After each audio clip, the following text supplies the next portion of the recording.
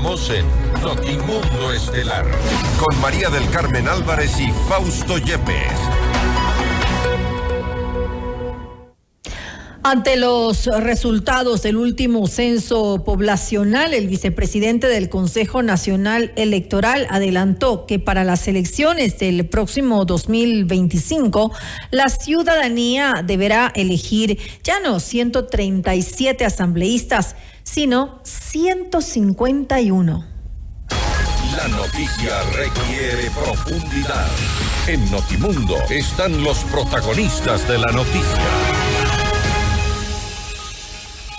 Hacemos contacto con el ingeniero Enrique Pita, vicepresidente del Consejo Nacional Electoral, para hablar sobre esta planificación de las elecciones 2025 y esto que ha dejado también asombrados a muchos asambleístas, que se incrementarán en número a 151, 14 asambleístas adicionales, como si no tuviéramos suficiente. Ingeniero Pita, gracias por estar con nosotros. Fausto Yepes le saluda, bienvenido. Hola Fausto, un gusto enorme saludarlo, buenas tardes. Gracias, ingeniero. ¿A qué obedece? Entendemos que es por el crecimiento poblacional. Quisiéramos un poco más contextualizar y entender este incremento, el por qué en adelante tendremos que elegir ya no 137, sino 151 asambleístas, lo cual ya genera cierta preocupación. Bueno, esto tiene que ver con lo que establece el artículo 150 del Código de la Democracia, que habla del número de asambleístas que van a ser elegidos en un proceso electoral, y es lo que corresponde en el próximo proceso. Y es en el numeral 2 donde se establece 2 asambleístas por provincia o distrito metropolitano y uno más por cada 200.000 habitantes o fracción que supere los 150.000. Importante mencionar el hecho que el censo del 2010, en base a lo cual pues se establecieron los asambleístas que hasta el momento vienen siendo elegidos, tenía una población de 14,5 millones aproximadamente, mientras que el último censo, el del 2022, tiene registrado casi 17 millones de habitantes para el país. Esto ha producido el hecho de que tenemos que ajustar la cifra de las representaciones en cuanto a la cantidad de habitantes, por lo que estoy mencionando, el artículo 150 y el numeral 2. Y se produce este incremento que obviamente de alguna manera alerta o alarma a la ciudadanía. Y alarma a la ciudadanía precisamente porque algunas de las cifras que se han conocido, por ejemplo, el costo que significa para el país en 2022, si no me equivoco, era superior a los 33 millones de dólares. Esto implicaría un costo adicional, porque no solo son los 14 asambleístas adicionales, sino sus asesores, toda la infraestructura que deberá ajustarse para que puedan asistir. Bueno, no muchos no trabajan, pero asisten a la Asamblea Nacional, y es importante también que la gente pueda entender el por qué y si no hay una opción de dar marcha atrás. No, ya no hay, lamentablemente. Se pudiera haber realizado una reforma al Código de la Democracia respecto a este punto, por ejemplo. O se pudiera haber aprobado la consulta popular, que en su momento el expresidente Lasso propuso reducir el número de asambleístas, pero no fue negada por parte de la ciudadanía. Ya hoy ya no es posible, porque el Código de la Democracia, o la ley, la Constitución establece que usted no puede reformar el Código de la Democracia o la ley electoral sino un año antes de un proceso electoral. Y estamos a días, pocos días, de que ya iniciamos esto que nosotros llamamos el año electoral. Será sin duda un tema de debate y quién sabe también de dolor de cabeza para muchos. Hablemos de la planificación, ingeniero Pita, de las elecciones de 2025. ¿Para cuándo se hablaría ya del inicio oficial del periodo electoral y cómo están los cronogramas? Bueno, si no es esta semana, va a ser la próxima semana. Que nosotros como Consejo, como Pleno del Consejo Nacional Electoral, debemos ya fijar una fecha en cuándo va a ser realizado el proceso. Y de ahí tenemos que establecer, obviamente, lo que se llama el año del periodo electoral. Esto implicará, pues, que ya sea para este fin de semana o para principios de la próxima semana, que nosotros debamos reunirnos en el Pleno del Consejo Nacional Electoral y establecer ya, o fijar ya esa fecha que, insisto, inicia el periodo electoral y establece también la fecha de realización de las elecciones en el próximo año. Ahora bien, una vez que inicia el periodo electoral, también hay otro de los pendientes y sobre los cuales también la gente está muy a la expectativa, y es la consulta popular. Ahí hay otros tiempos. Bueno, son otros tiempos. Usted comprenderá que si se cumplen las etapas conforme está contemplada en la ley, en la Constitución, esto es, que se obtiene la aprobación de la Corte Constitucional por parte respecto a las preguntas que plantea el Ejecutivo, nosotros somos informados y debemos convocar al proceso en 15 días. Esto no implica que afecta el periodo electoral normal del cual estamos hablando. Esto implica que debemos nosotros realizar ese proceso en una forma inmediata. Ahora, y una vez que se ha establecido, bueno, hay un paquete de preguntas que está aprobado, se ha dado luz verde por parte de la Corte Constitucional. ¿Se mantiene el monto que en algún momento usted nos había mencionado respecto del costo aproximado de la consulta popular de $60 millones?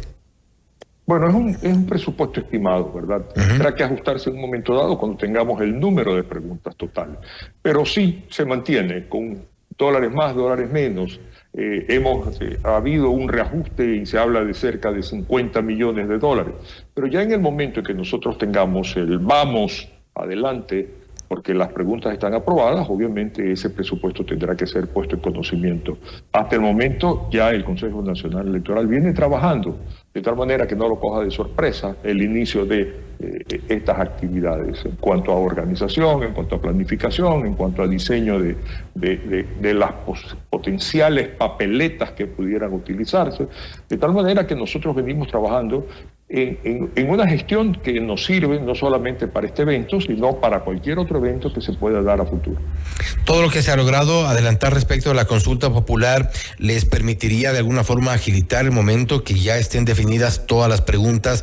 ¿De cuánto tiempo hablamos para poder ya dar marcha a este proceso? Bueno, si nosotros respetamos lo que está contemplado en la ley, en 15 días tenemos que convocar. Por lo tanto, ese es nuestro deadline, llamemos así, punto de arranque, de tal manera de que, de acuerdo a como está contemplado en la Constitución, en la ley, nosotros podamos llegar a la fecha en la cual debemos tener ya el proceso propiamente dicho. ¿Fecha tope para no complicar los tiempos del Consejo Nacional Electoral? No hay fechas topes. Nosotros, para el Consejo Nacional Electoral, las fechas topes son las que están contempladas en la ley. De tal manera de que, por eso es que precisamente estamos conversando de gestiones que vamos adelantándonos para no tener sorpresas de última hora. En cuanto a la planificación, presupuestos, y claro, la experiencia es fundamental. Yo quiero resaltar en esto, la experiencia es fundamental. La experiencia de haber organizado varios procesos de diferentes tipos, consultas populares, el tener gente con una altísima capacidad y altísima calidad en cuanto a su profesionalismo, al haber estado involucrados en varios procesos electorales, no solamente en la matriz, en el Consejo Nacional Electoral, sino en las diferentes delegaciones. Obviamente se van produciendo sobre la marcha cambios de personas, asignación de nuevas responsabilidades, pero en definitiva la institución es una institución fortalecida. Y yo quiero resaltar el hecho de que tenemos la experiencia, hemos dado buenos resultados, independiente de los cuestionamientos que siempre se dan, pero que no han podido demostrar en absoluto la falta de idoneidad, falta de transparencia, falta de eficiencia por parte del Consejo Nacional Electoral. Pero los cuestionamientos han habido, ¿qué experiencia les deja? Por un lado los cuestionamientos, por otro lado las críticas o algunos errores que hubo en los procesos anteriores. Si usted retira de la ecuación lo que es el voto telemático, que lamentablemente sufrió unas circunstancias que debieron o pudieron haber sido controladas por quienes tuvieron la responsabilidad de llevar adelante este proceso. Y también tengo que referirme, interna y externamente tenemos que revisar de alguna manera para que no vuelva a suceder una circunstancia como esta. Pero fuera de retirar esto de la ecuación, nosotros como Consejo Nacional Electoral venimos realizando procesos ya varios y garantizando la voluntad popular. Y aquí yo quiero resaltar el hecho que lamentablemente nosotros lo que somos es mensajeros de la voluntad popular. Nosotros lo que hacemos es proclamar resultados respecto a cómo se ha pronunciado la ciudadanía en las urnas. permitimos que las organizaciones políticas, porque está contemplado en la ley, no porque es voluntad nuestra, sino que se permite que las organizaciones políticas acrediten observadores a cada una de las juntas receptoras de votos. Organismos internacionales de gran prestigio como OEA, como CEPAL, como muchas otras, acreditan observadores electorales. Sí, eventualmente hay fallas que se pueden ir corrigiendo, pero que nunca, y reafirmen ellos, nunca se han podido demostrar que han afectado la transparencia del proceso o la legitimidad respecto a quienes han sido elegidos por la voluntad popular.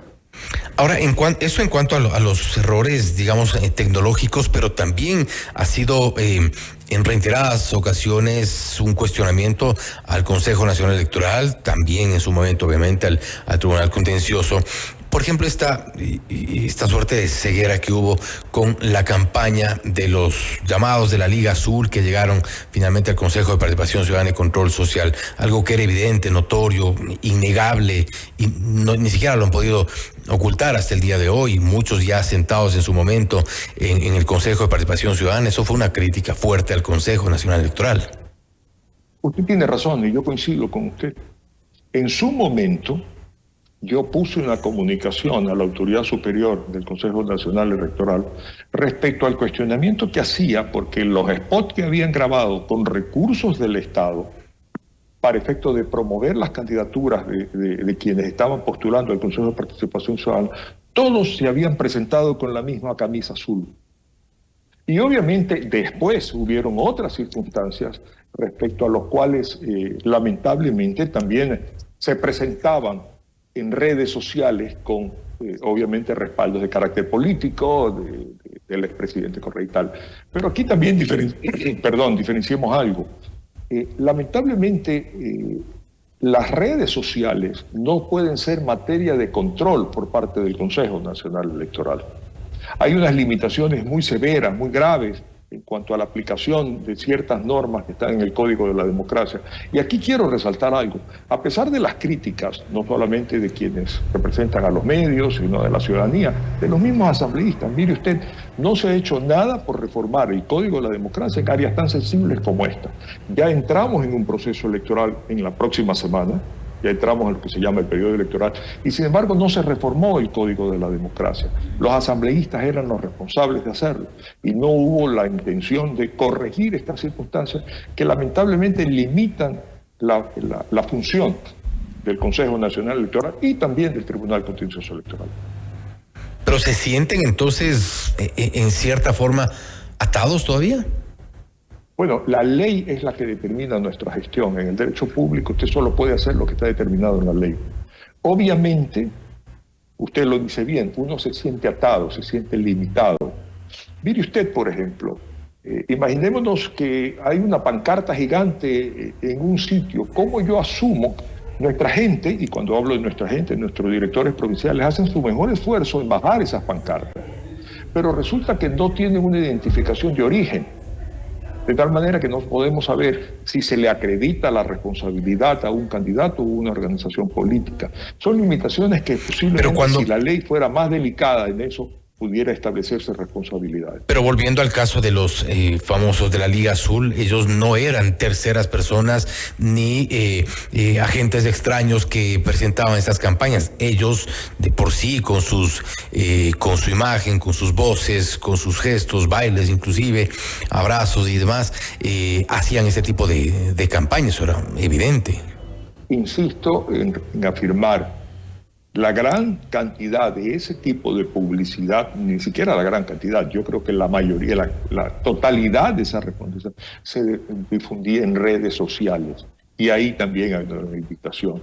Como Consejo Nacional Electoral, como Tribunal Contencioso Electoral, y si hay pronunciamientos legales oportunos en su momento, solamente se puede establecer un control sobre prensa, radio, televisión, prensa escrita, radio, televisión, vallas y redes sociales reconocidas. Ya todo lo que son redes sociales como Twitter, como Facebook y ese tipo de cosas son incontrolables. Ingeniero Pita, con esto cierro. El ex consejero electoral Luis Verde Soto mencionaba, por ejemplo, que el CNE continuará blindado sin renovarse en medio de continuos procesos electorales. ¿Ustedes se sienten que están blindados? Y me refiero concretamente a la que también ha sido motivo de cuestionamiento, estas prórrogas y prórrogas en funciones. Bien, es importante mencionar y ser muy claro respecto a esto.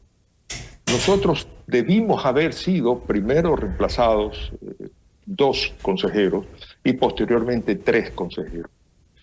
Ese era un trabajo que tenía que llevar adelante el Consejo de Participación Ciudadana a través de los concursos pertinentes y hasta ahora no lo ha hecho. Nuestra fecha límite del periodo para el cual fuimos elegidos es más o menos octubre o noviembre de este año. Y ya en ese momento, si el Consejo de Participación Ciudadana hace lo que le corresponde hacer, llevar adelante el concurso, ya no va a tener que renovar 2 ni 3, ya va a tener que renovar 5 cuando estamos ya prácticamente con el proceso electoral a las puertas. Pero esa ya no es responsabilidad nuestra. Nosotros hemos cumplido con nuestra tarea y hay una resolución o un pronunciamiento de la Procuraduría General del Estado que es claro, mientras no seamos legalmente reemplazados, seguimos en funciones. Ingeniero Pita, nuevamente gracias por haber estado con nosotros. Estaremos igual pendientes de este inicio del periodo electoral y también, por supuesto, de la consulta popular, un tema que genera gran expectativa entre los ecuatorianos y alguna esperanza también respecto de las preguntas y lo que se pueda cambiar en el país. Nuevamente, gracias. A sus órdenes siempre. Buenas tardes. Así lo ingeniero Enrique Pita, vicepresidente del Consejo Nacional Electoral, hablando sobre la planificación de las elecciones 2025. Estamos a puertas del inicio del periodo electoral. Está, según ha dicho el ingeniero Pita, todo listo también, por supuesto, para la consulta popular. También se ha referido a algunos de los cuestionamientos que se han hecho sobre las autoridades del Consejo Nacional Electoral, principalmente respecto de las campañas en las cuales se ha utilizado abierta y abusivamente a los partidos políticos, aun cuando en su momento está determinado como prohibido. Me refiero a los candidatos al Consejo de Participación Ciudadana y Control Social, los llamados de la Liga Azul, un tema sobre el cual el ingeniero Pita reconoce que debido a la ley estaban atados y no podían hacer mucho. Esto es Notimundo Estelar, siempre bien informados. Noticias, entrevistas, análisis e información inmediata. Notimundo Estelar regresa enseguida.